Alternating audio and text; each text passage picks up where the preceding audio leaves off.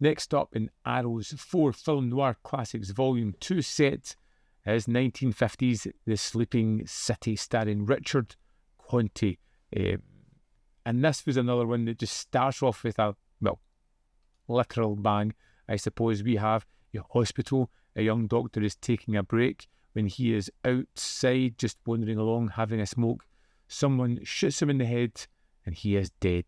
And that is the inciting incident into this film. Now, which we have is a hospital here. We have some kind of investigation that has to go down. They're not sure how they're going to deal with it. And that's when they decide that Richard Conte's character, Fred Rowan, needs to be placed inside this hospital to see what's going on. But you must realize that you're asking me to help prepare fictitious records for 3 detectives. Put them into the hospital. One of them is an intern. Now, he has some medical background. He works for a almost shadowy secret government agency, part of the police, who even the police officers don't know who he is, and he's tasked for very special operations like this one. He comes in, gets his backstory, is put in with an influx of young doctors as they get to grips within this hospital.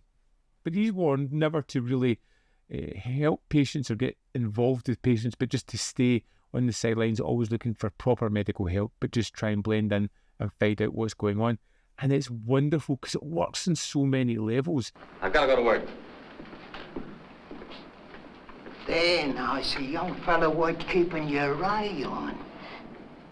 You've got the murder mystery, the procedural, the trying to figure out what happened, but in a different tact. You've got a undercover movie where someone is a little bit of a fish out of water. He has some knowledge but doesn't quite fit in with everything that's going on here. You have a whole bunch of secondary characters that turn up that really add to this film, whether it be the nurse, that there could be a little bit of a love story there, the lift operator guy who's always just one of those cheeky chappies that just keeps turning up and always being involved with the doctors. You've got the various other doctors that are all kind of learning their craft. So many things going on with these characters that just made me super interested in what was happening. All right, what happened? His body was found in the river at the foot of 29th Street. The medical examiner said he hadn't been dead more than a couple of hours. And for me, it's the driving mystery in this one that just kept me guessing. What was going on?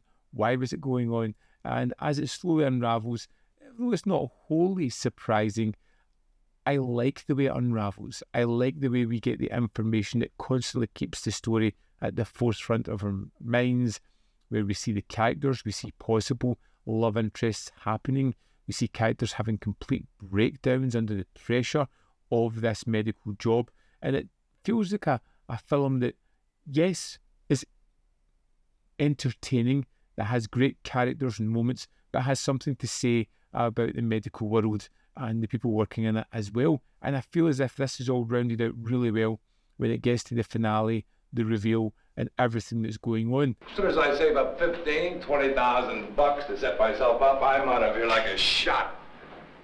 Shouldn't take me more than another 30 years to save that out of my 50 big ones a month.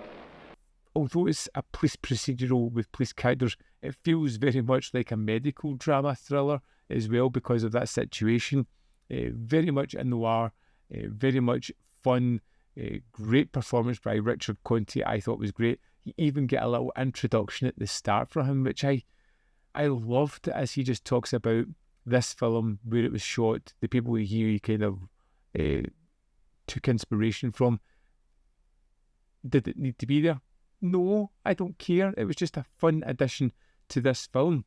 The Sleeping City was a really interesting and fun investigation undercover film. I at first thought this wasn't as typical a noir as I am used to, and I wasn't sure if I was going to settle into it. But I really enjoyed this one because of the characters, because of the situations, because of the different environment that we spend our time for a noir.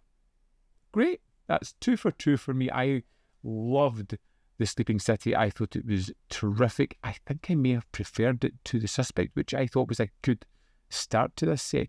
But hey, I'd love to know your thoughts on The Sleeping City. So let me know in the comment box below whether you loved it, hated it, fell somewhere in the middle. As always, there is more content up here. You can see more of my stuff. In the description box below are links to Patreon, membership program, manvfilm.com. Always in which you could support me. Thanks for watching. I'll see you next time.